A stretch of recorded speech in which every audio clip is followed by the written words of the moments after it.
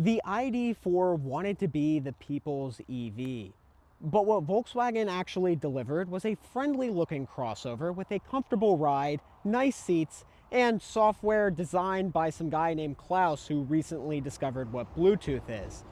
But today, the Volkswagen ID.4 First Edition is around $20,000 used, and I truly think it's one of the best budget family EVs around.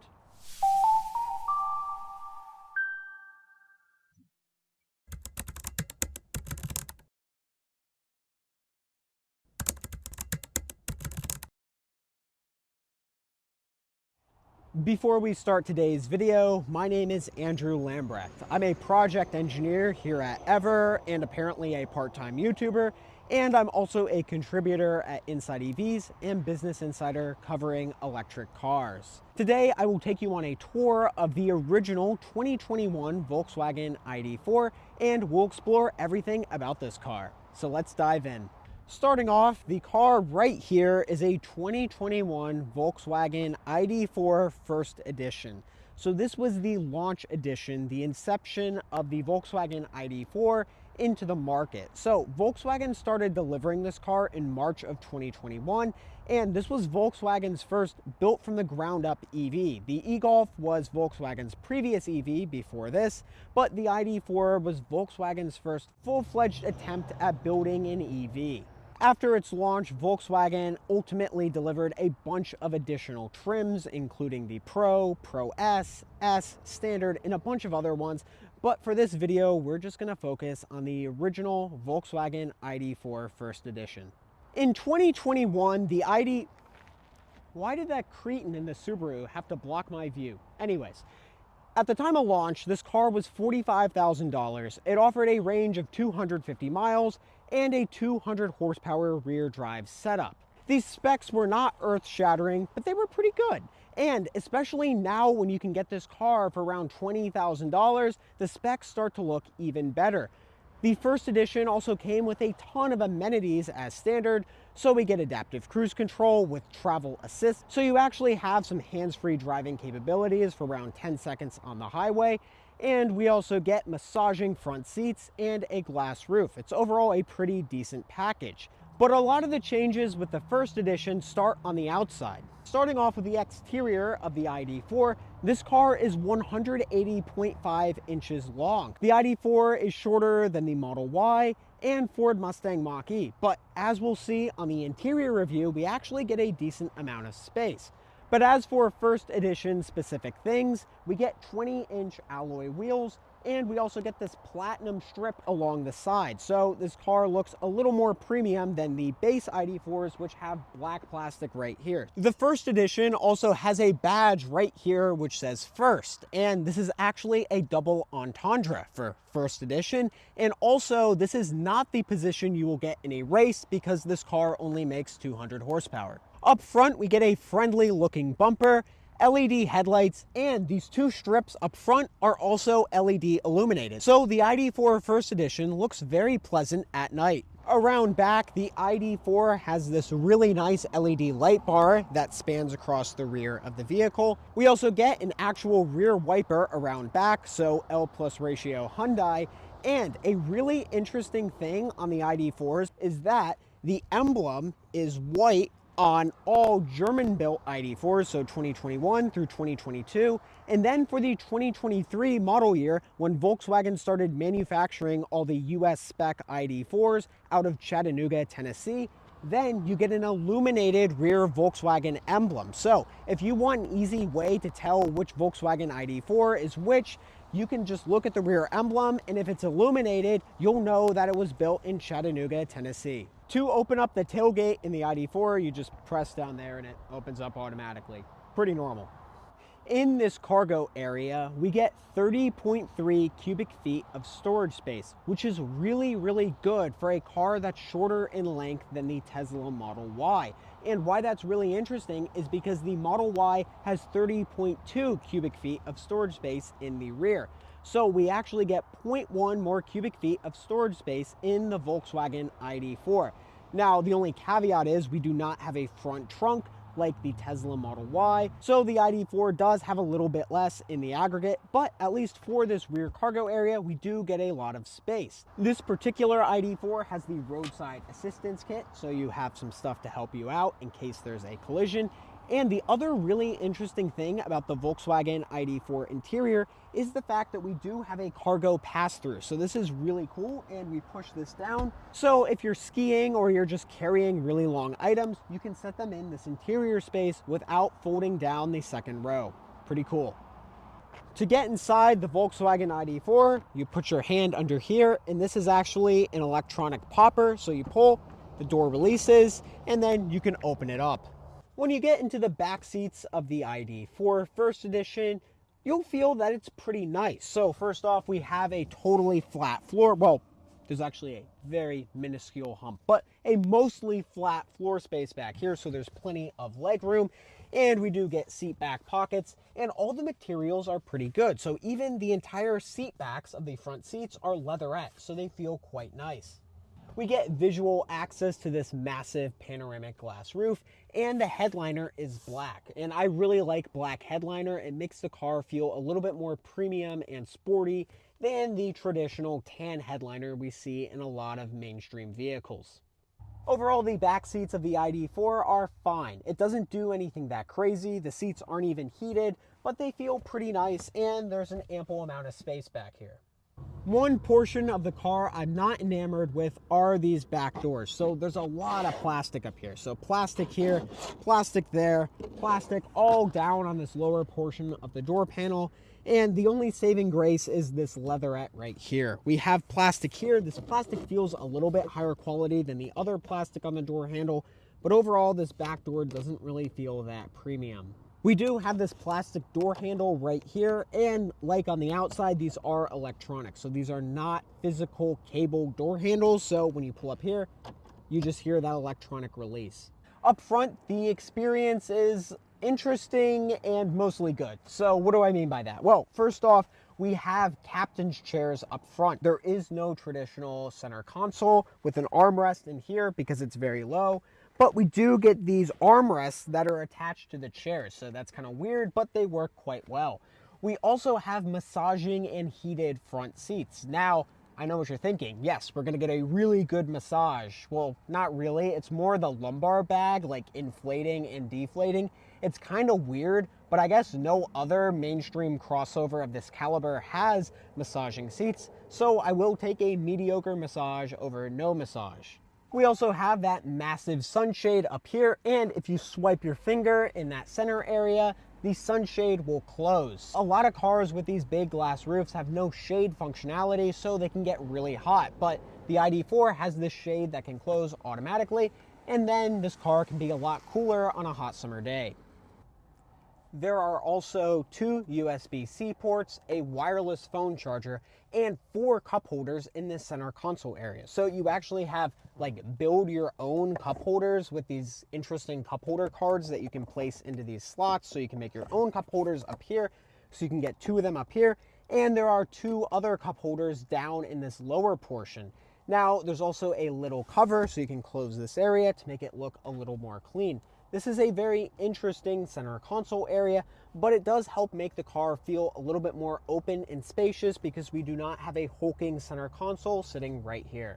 The really interesting thing is that these back cup holders are also removable. So if you are very indecisive about whether you want cup holders in your car or not, you can have the ID.4. So some days you can put the cup holders in and other days you can take them out. As for interior oddities, the ID.4 is a little peculiar. So first off, we do have these pause and play accelerator and brake pedals on the inside. This was specific to the first edition. A little strange, but I think they're kind of fun. The other thing is a white steering wheel. So this is probably one of the only cars where you get black seats and a white steering wheel, a very interesting combination. And there's a nice little first badge on them. Now, what's also kind of cool is that this entire unit, including the gauge cluster, moves as one. So if you want to adjust your steering wheel position, you will always get a really good view of this gauge cluster. On the front door panel, the materials are slightly better. So instead of having plastic up here, this is more soft touch material, but the rest of the door panel is generally the same. However, there is some felt in this lower portion to stop stuff from rattling around. Now, there is one thing on this door panel that everyone collectively does not like, and that is these window switches. So there are 2 window switches for 4 windows. And yes, that means there is a button you have to press to activate the rear windows. And to make things worse, it's not really a button. It's a capacitive, like, screenish thing that you press. There's no haptic feedback, by the way, so you will have to take your eyes off the road to make sure you're adjusting the rear windows, and then you press down on these switches and the rear windows will lower. It's just really unnecessary. We should just have 4 window switches. But alas, maybe Volkswagen thought it would be fun, and spoiler alert, it is not fun. Now, based on this video so far, you might think that I'm a Volkswagen ID.4 door hater, but I'll tell you that I'm not, because these doors have one really respectable attribute, and that is how well they sound whenever you close them. So let's listen. These doors feel very heavy and they feel super solid. It's almost on Audi e-tron level. They feel great. Now, these doors do remind you that this car weighs 4,665 pounds, which is heavy. It's lighter than some other EVs on the market, but this weight is still higher than a long-range dual-motor Tesla Model Y. And now it's software time. So, there are many ways to interface with this center screen, and by many, I mean 2. So the first way is you can swipe with your finger, lame, or you can use gesture control. So watch this.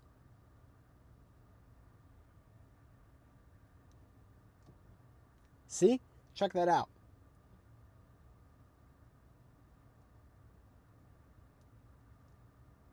Anyways, we also have navigation. So if we click on navigation, we can see our map, and we do have an EV route planner built into the car. To plan out a route, we can press the search button, and also let's just see how responsive this is. So, okay, it's not amazing, but I felt worse before. At least we do have a 3D visualization, so that's really nice on the map. But if we do want to go somewhere, we press the search button. So let's say we want to go to San Diego. So we type it in, and then we press. To start the route, we press the start button, and then it will calculate our route. The next stopover is on a limited access road. Attention, the route contains time-restricted roads. Your route has multiple necessary charging stops.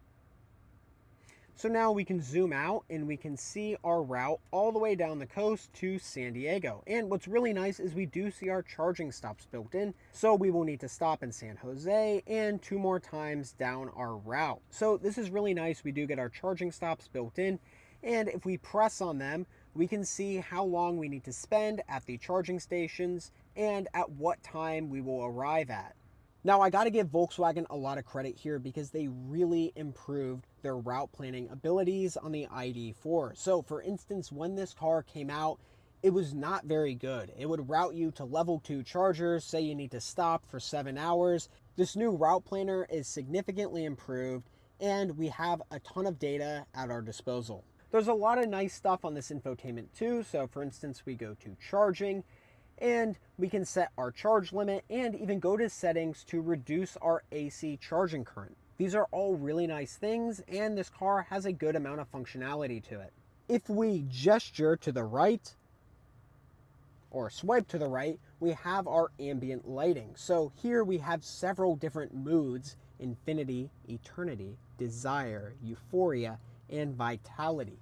Now, all of these themes sound very Healing Crystal adjacent, but the ambient lighting is really nice in this car when it's activated. So we can't really see it because it's daytime right now, but the ambient lighting in this car is really nice. You can also customize this to your driving mode, and to adjust your driving mode, you press the mode button, and you can go from eco, comfort, and sport. And even when we change these drive modes, our home screen changes colors too. So now in sport mode, everything is red. It's actually pretty nice. One thing that I do not love about the infotainment is the climate control. So You can adjust the temperature, which is pretty easy right here, but the fan speed is not that easy to adjust. Now you could go to the voice assistant. Hey ID, increase the volume in which the air is coming out of the vents. All right, increasing the blower speed. That was actually pretty impressive, but it is still kind of a pain. So there is no button that you can easily press to increase the fan speed. So if you want to do that, you will have to press the climate button, and then this pops up, and then you can adjust the fan speed. The one kind of annoying thing is, say we have our climate off and we just want to adjust our fan speed, it will say, sorry, this function is currently not available, and then you have to press the button. I don't really see why they need to display that message. They should just have this button, if you press anywhere in the fan speed area, to override the overall climate control and turn it on. Overall, I have to say the ID.4's infotainment has gotten better with time. I remember the first time I drove a 2021 ID.4 all the way back in 2021, it was really a mess. But now this has gotten a little bit better. It's still not really perfect. It's not Rivian or Tesla level, but there is a good amount of functionality through the center screen, and it's nice that Volkswagen has done a decent job of making this more usable. There's still some really cool attributes here and there. Like for instance, if you want to turn on your heated seats, you can press there, or if you press 2 fingers on this climate control menu, you can also turn on the heated seats.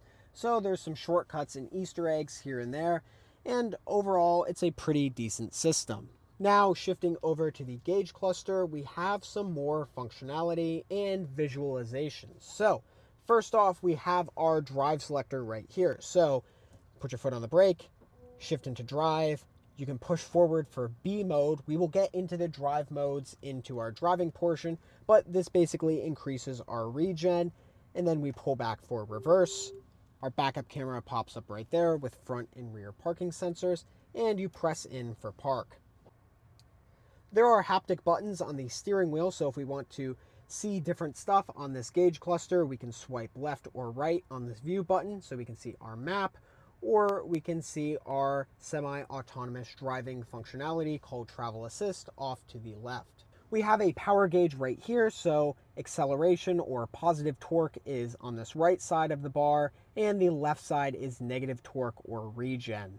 If we want to adjust our semi-autonomous Travel Assist functionality, we can use this button right here to turn it on, Travel Assist, and then press the set button to have it activated when we're on the highway. And one other note, to turn on the ID.4, you actually just put your foot on the brake pedal and the car will come to life. Now, there's also a start-stop button right there in case that's your thing, but for the most part, you can just get in, put your foot on the brake, put the car into drive, and it's ready to go. And to leave the car, you just get out and leave, and the car's off. And now we're at a DC fast charger where we can talk about the battery and charging speeds on the ID.4. First off, we have an EPA range of 250 miles, as we mentioned earlier, and that's thanks to a 77 kilowatt hour usable, 82 kilowatt hour gross battery pack. Now, when the ID.4 debuted, its DC fast charging rate was 125 kilowatts. But a little while down the road, Volkswagen actually launched an update where it increased the 125 kilowatt peak rate to 170 kilowatts, so the car could charge a little bit faster. Now, this wasn't an over-the-air update. You had to bring this into a dealership,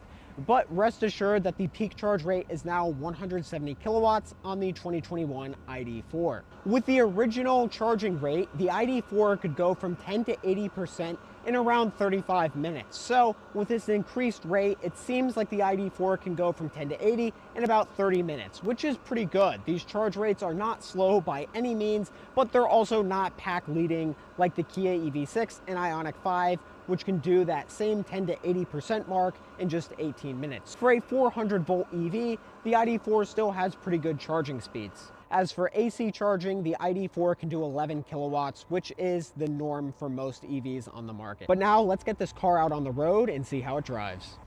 All right, driving the ID.4, acceleration. Yeah, it's not very fast. So 0 to 60 takes around like 7.5 seconds, which is fine. This car isn't fast. It's somewhat quick at low speeds. but it's fine for daily driving. I've never driven this car and felt like the need that I needed to accelerate faster, like when I was merging on the highway. It's probably in line with a lot of internal combustion engine like crossovers on the market, but it's not very fast. So if you want something quicker, you could get the all-wheel drive. So that goes from 200 horsepower like this rear drive, and then it increases it to 295. So it is a good bit quicker, 0 to 60, and you do get the additional traction from the front motor. But the ID.4 in its base form is not really that impressive in terms of straight line acceleration. Now, there is one really nice attribute to this car's driving dynamics, and that is the handling on here. So Volkswagen was trying to market this car as a really good handling EV, and I really think that this car does handle really well. So the steering is quite good, and this car just holds the road really well for a vehicle of its size. And on some of these fun Pacific coastal twisty roads, you can feel that the ID.4 does have solid handling, and it's actually really nice. The steering is also quite good, and this whole package makes it somewhat playful to drive on some curvy roads. The suspension in this car is also pretty soft, so there is some body roll in corners, but it does soak up the bumps really well. This is a significantly more comfortable car to drive in than the Generation 1 and even the new refreshed Model Y, along with all Mustang Mach-E's I've driven. So this car is very comfortable, and that cannot go without mention. Now, as I'm slowing down, I am in B mode right now. So there's D and B. Drive drives like a normal internal combustion engine vehicle, so there's no regen when you let off the accelerator, but when you put it into B mode, you do get that regen to slow you down. Now, it does not bring you to a complete stop, and I don't really like that. I like a one-pedal driving system, and in the ID.4, there's no way to enable one-pedal driving just because there's no option to turn it on. And Volkswagen gets really mad when you mention one-pedal driving, and they release this whole press release on why one-pedal driving's bad and you need to coast, etc. But the reality is, just give people the option. If you want one-pedal driving, just have it as an option, and then you can turn it on. And if you don't want it on, you can turn it off. But without one-pedal driving, it still is really smooth. So the brake pedal feels good, and this uses a blended brake pedal. So what that means is when you press on the brakes, you're using regen, and then to a certain point, you start using the actual friction brakes. This car has a really well-calibrated brake pedal, so I think Volkswagen has done a good job. And if you're someone who doesn't like one-pedal driving, then you'll find the ID.4 perfectly adequate. As for autonomous driving, we have travel assist, which works pretty well. So when we activate this feature, the car centers itself in the lane and uses adaptive cruise control to keep you a safe distance from the car ahead of you. Now, if you take your hands off the wheel, you can take your hands off the wheel for around 10 seconds. It will prompt you to put your hands back on.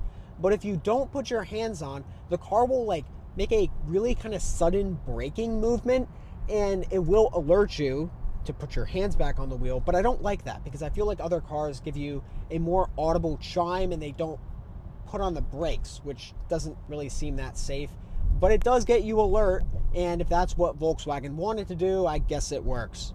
But overall, travel assist works pretty well. It centers yourself well, and it does have concurrent steering. So if you want to steer yourself towards the left or right portion of the lane, you can do that.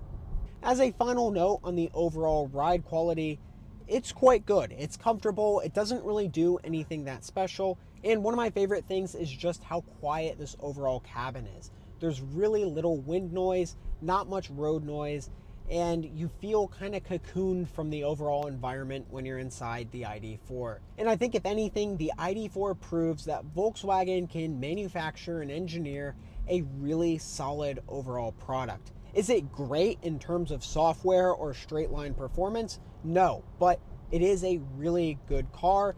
And I mean it when I say this, the ID.4 is one of the better driving electric crossovers around. You have good suspension, a quiet cabin, and a really composed ride.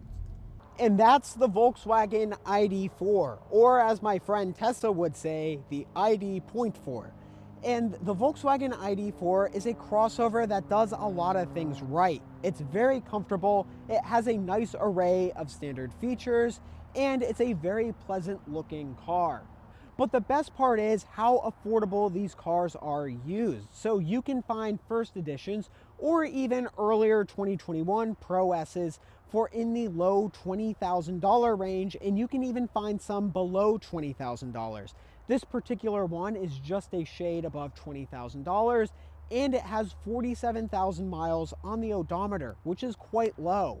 If you would like a little better performance and all-wheel drive capabilities, you can get the ID.4 all-wheel drive, though it will cost you a little bit more, or you might have to sacrifice for a lower trim level. But still, if you're looking for a nice family EV, the ID.4 has you covered. And the ID.4 isn't a car that makes any bold statements. It's a car that you would bring to a family neighborhood cookout, and one of your friends will say, "I like that car." You will reply, "Thanks." And the next thing he'll ask is, "What type of beans did you bring?" And as you and John are talking about the pros and cons of pinto beans, the ID.4 is sitting there in the parking lot, ready for your next adventure. If you're looking for a comfortable and practical family crossover, the ID.4 has you covered.